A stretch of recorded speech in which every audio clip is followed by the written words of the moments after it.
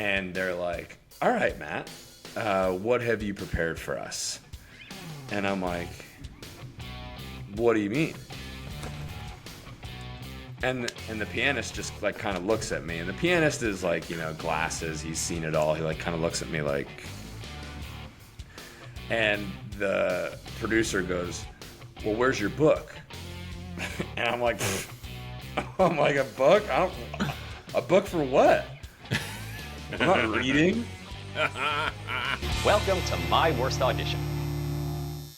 All right, welcome again to My Worst Audition. My wonderful guest today is Matt Van Orden. Matt Van Orden is an actor and voiceover artist who can be seen in Law & Order SVU, The Affair on Showtime, The Listener, starring Tessa Thompson, directed by Steve Buscemi, and indie films like T, starring Michael Gandolfini, and The Recovery Call.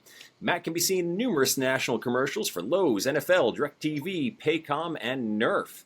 Matt starred in NYC performing with College Humor and was mentored by Josh Rubin when he was the head of the studio. He's also performed as an actor on Maud Night at the Upright Citizens Brigade Theater in NYC.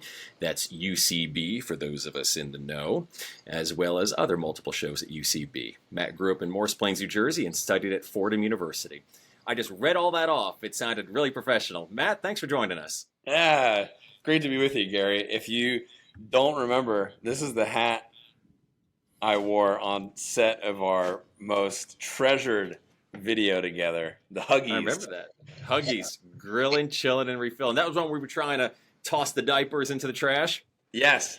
And Nick Fabiano, shout out to Nick. We love you, Nick. He told me that this was the second only hat that was made, and he had the other one, so I wear it proudly. Oh, fancy. Ooh la la. Yeah. You should feel quite honored. I do. I just wore it for the top of it. I can do this for the rest of it. I can do baby, this. it's all Rogaine up here. Yeah, do you use Rogaine? I've been on Rogaine since I was like 22.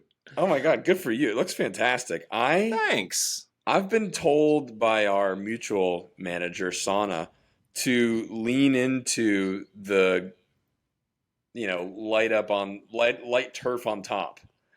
Well, you've done like the creepy guy look so well doing that, but it's so funny because all you need is a ball cap, and suddenly it's like a complete transformation. Yeah, right. It's like, oh, I'm, a bro. You're just now. cool bro, cool dad. Yeah, cool dad. Yeah, what's up? Exactly. I got some cheddar flowing out the back. Yeah, and you take it off, and suddenly, you're like stroking your nipple, looking at kids in the playground, or whatever. Yeah, but I don't let it bother me, because I had a bartender tell me one time. I was fresh in New York City, and I was just doing whatever bullshit job I could get, and we were having a talk late at night, and I had come to the crossroads of do I start Rogaine? Do I do Propecia? Whatever. And he just looked at me in his Irish brogue, and he just goes, "Machi, you heard what you heard." And I was like, hey, I love that. That's cool, man. And yeah, it helps me with roles, I feel like, in a way. And there's always wigs, right? There's always wigs. I mean, I know Hugh Laurie had a wig for a long time in-house. I know Patrick Stewart was terrified of going bald, and he's made an amazing career of it. Yeah. So, whatever. Your hair looks fantastic. Yeah, from the front. I mean, I got a bald spot right there at the top. I don't know if you can see. Yeah, but the camera's never there. The camera's never right above the head. I know, yeah.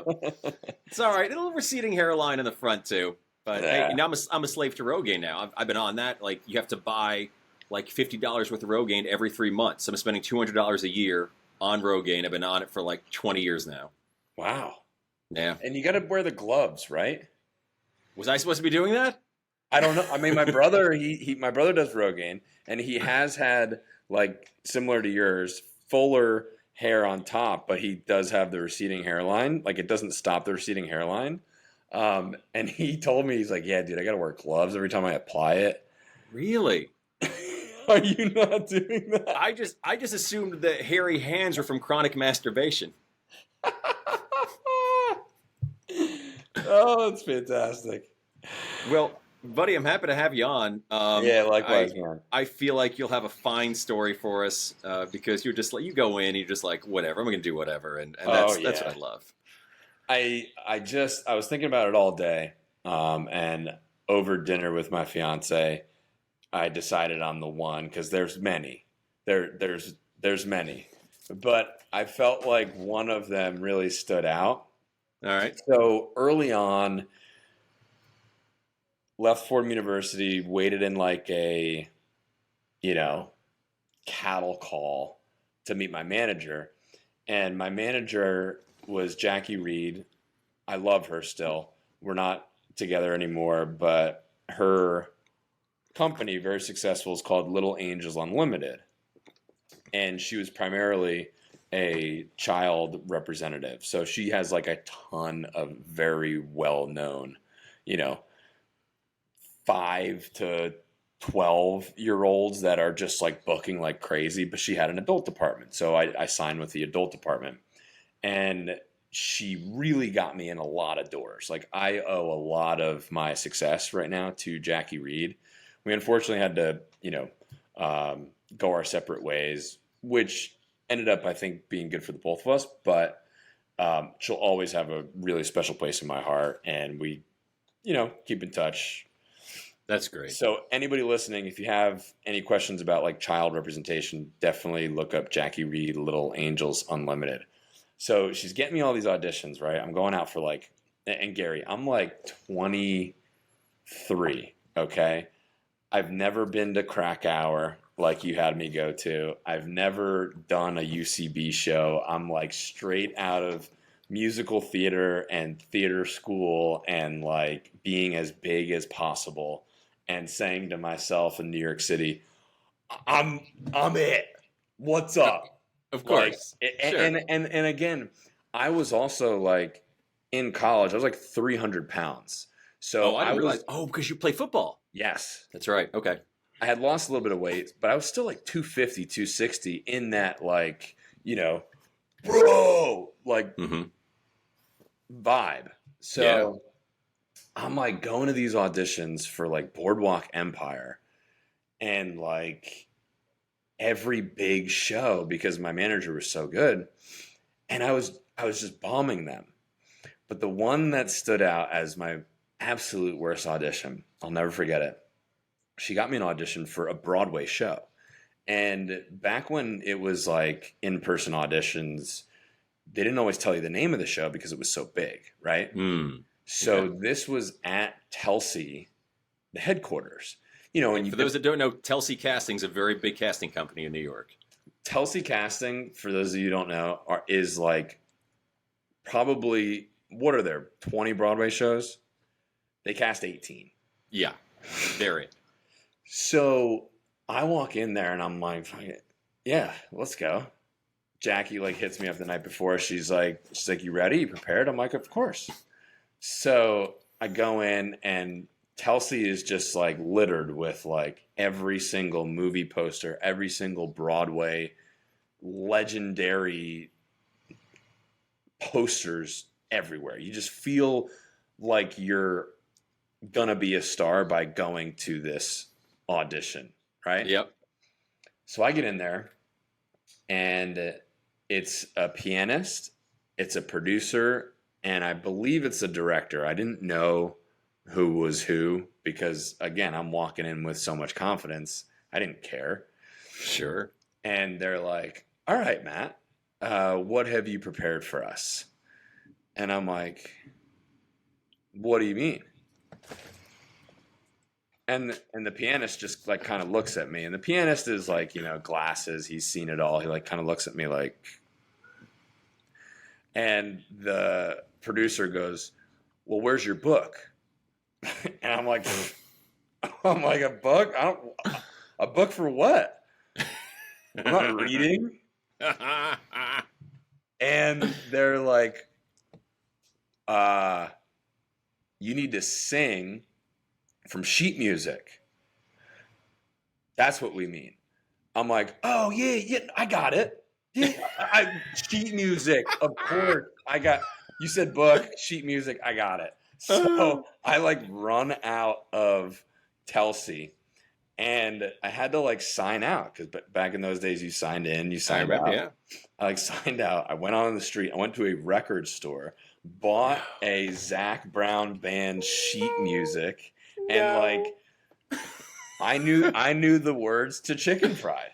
I was like, I got this, no problem. Spent like $45 that I did not have on a Zach Brown band sheet music, full like album length sheet music, and I'm like, yeah, this is what they said. They said sheet music. So I go back up in the elevator. I sign back in. I'm waiting. And I go back in the audition. And one of the people has left at this point because they know that I am just going to absolutely nerf this audition into the ground. And, and they're like, oh, okay, you're good now? Yeah, I'm good. Yeah, I'm gold, man. I give the pianist this sheet music that I literally just looked at. And he starts playing, and he's playing perfectly. This pianist was awesome.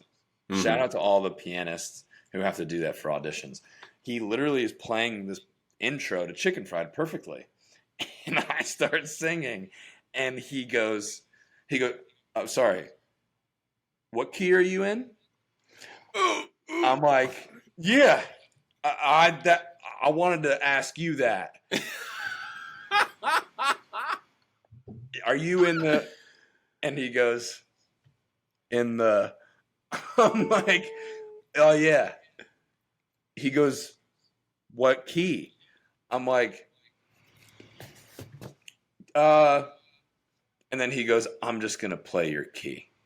Oh, I was waiting for you to be like, 2? Is that a key? Yeah. 2? Everybody knew, right?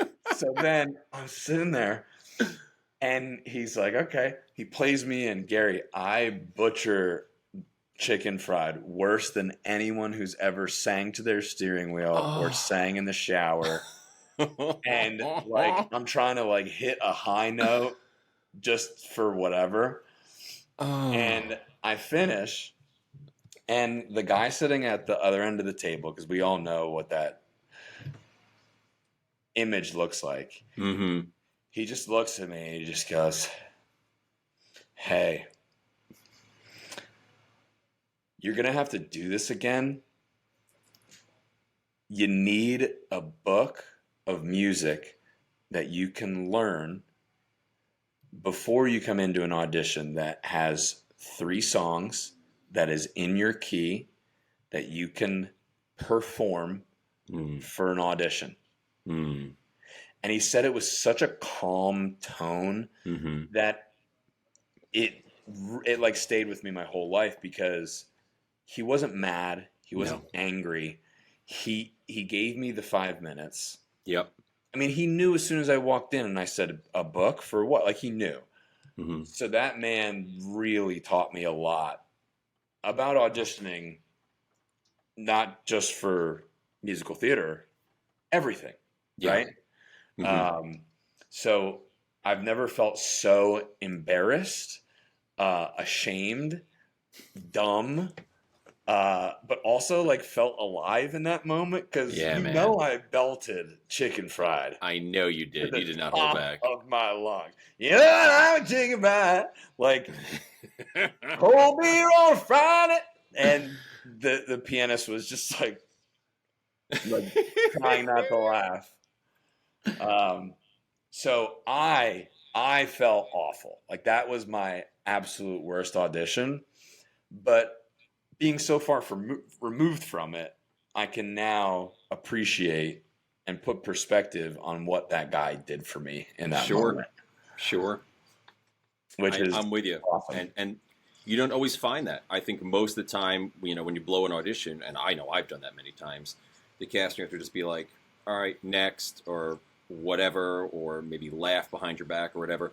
Or maybe not, but they're not often going to take the time to try to explain and give you like a teachable moment, because some actors, I know you don't, and I don't, but some actors take things very personally, and they get personally offended if they're critiqued in any way. And some people just don't want the hassle of a confrontation with somebody. And they say, okay, thanks, bye.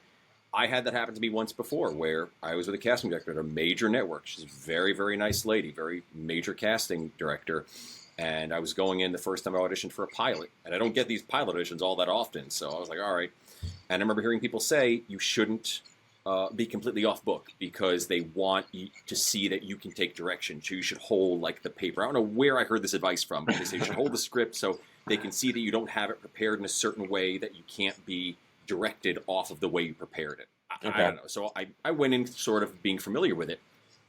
I read it and she said, okay, it was nice, but there's no way I can show this tape to the producers.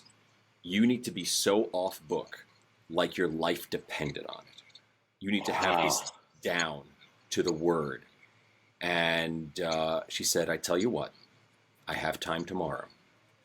Why don't you come back tomorrow? Whoa. Get it down. And she was so sweet, so nice about it.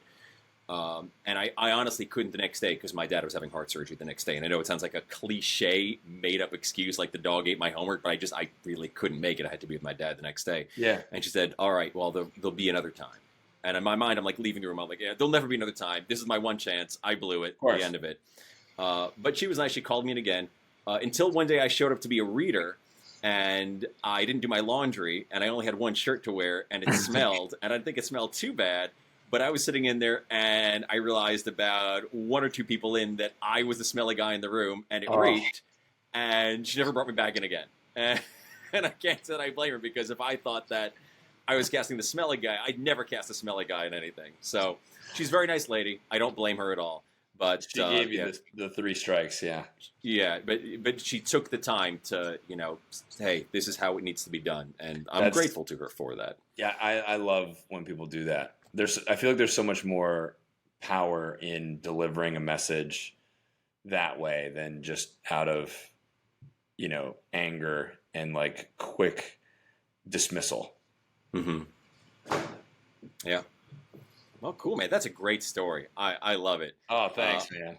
I had Rob King on earlier. He was my first guest, and he told a somewhat similar story about not knowing what a book was for a musical audition. Oh, my gosh. You two have to talk to each other about that. That is so cool. Rob and I have always been like kindred spirits. In fact, he texted me, I want to say like a month ago or something. He was, because he's in LA now. Yeah.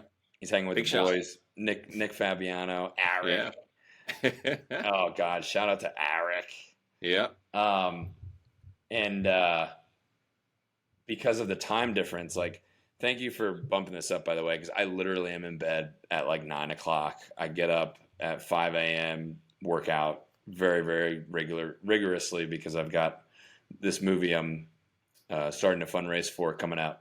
Yeah, please tell us all about it, by the way. Yeah. And I will in a second. Rob texted me at like, it must have been like, 6 o'clock, 6:30 his time, but it showed up on my phone at 9:30, so I didn't get it until the next day. So I open up the message and he's like, I'm working on a short film for you, you talented schmuck, or like something like that. That's Rob. Yep. So I'm excited to see what comes of that. But everyone go look at Rob's Seed and Spark campaign right now for his short film that he's got going on. Yep. I believe I just donated to it today. Yeah. What is it called again? I don't even remember the name. I'm that good of a friend. But I looked it up and I'm like, I'm donating to my friend. Yeah, I think it's like Left Unsaid or something like that. Oh, I think it was just Unsaid. I think that was Unsaid? the name. Unsaid, yes. It looks awesome. Yeah, look up Rob King, Seed and Spark, Unsaid. It's a very personal movie that he wrote and is producing. And Eric is going to be DP on that. Yeah, of course he is. God, Eric. Oh, it's Eric. Dude, bro. Eric, dude. Oh, I drive a Ducati. I'm so cool, dude. He's cooler than I am. I don't know what the heck I'm doing. I just show up and play pretend. He actually knows what he's doing with the camera. No, I mean, obviously, every time I see him, I feel like I want to hit him in the nuts, but he's really smart. Like, he was teaching me some things. God, this podcast is all about teaching moments. He was like teaching me things of like what he does, on one shoot, and I was blown away. The guy really knows what he's talking about. Yeah, he does. So, anyways, my film. I've been working on this for about 10 years, truly. Oh, wow. So I wrote it first as a book, and then I sent it to my best friend, and he was like, dude, what do you want as a result of this? I'm like, well, I want to play the lead in a movie. He's like, then just write the movie. And I wrote like, I don't know, probably like 17 different iterations of this story at this point. All the same characters, but like they now go through other things. And this is the best version it's ever been. I've got Jay Kleitz for people who are in New York City and know Jay. You can look him up on IMDb. Jay Kleitz is producing it. I'm going to look him up because I have no clue who that is. Oh, my own ignorance. You will, though. You've probably seen him in audition rooms. And he's also going to play one of the parts in the movie, which is exciting. So it is called The Kill Floor. And here is the log line. I've got it right here. All right.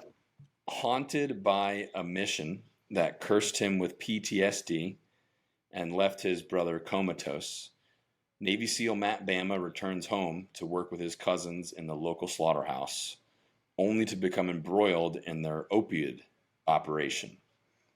After a Navy admiral's son overdoses, Matt is forced to choose between his family and his duty. Ooh. Ooh. Nicely done. It's a good log line, too. Yeah, Jay wrote it. Yeah, I had nothing to do with it. Yeah. I wrote all the other pages except for the log line. Nice, man. No, it's been a big lift. We had a guy who was talking to Jay, and he was like, does this guy, like, does he just want to sell the script? Like, you know, because we can probably make that happen. And Jay called me. He's like, you don't want to do that, right? I'm like, no, I'm playing the lead.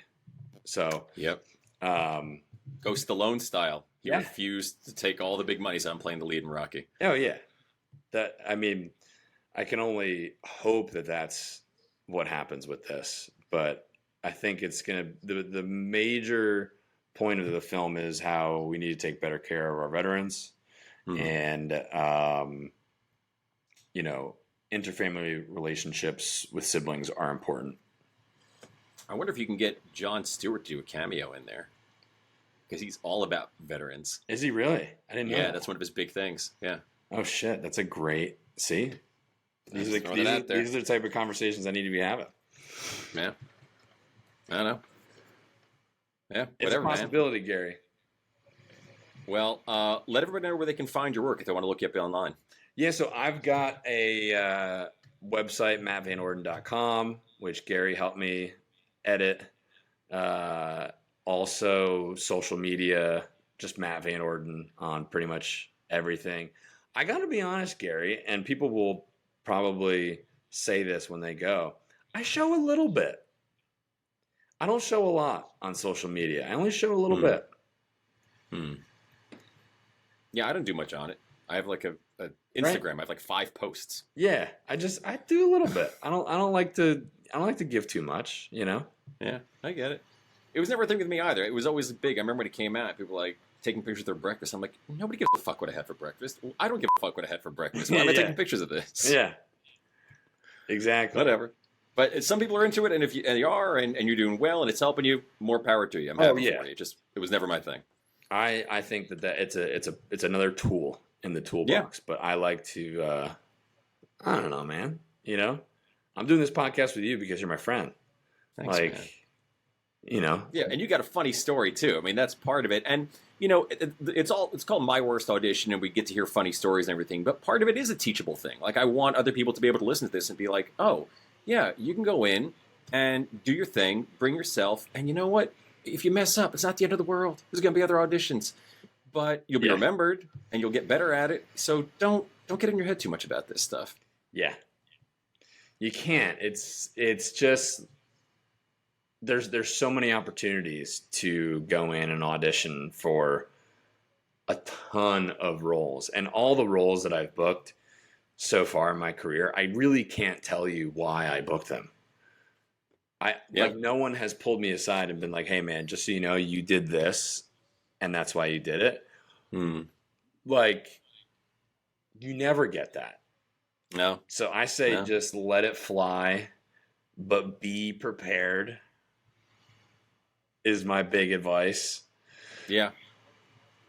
Yep. Prepare as well as you can in advance, and then Yeah. just toss it out and go in and do your thing. And stay positive, man. I was just Yeah. on the phone earlier with my buddy who was asking me about this movie because like we're fundraising right now, and he's like, "So, what are your expectations? You know, are you going to be upset if this doesn't lead you to like the next role where you're like in the running for awards?" And I'm like, dude,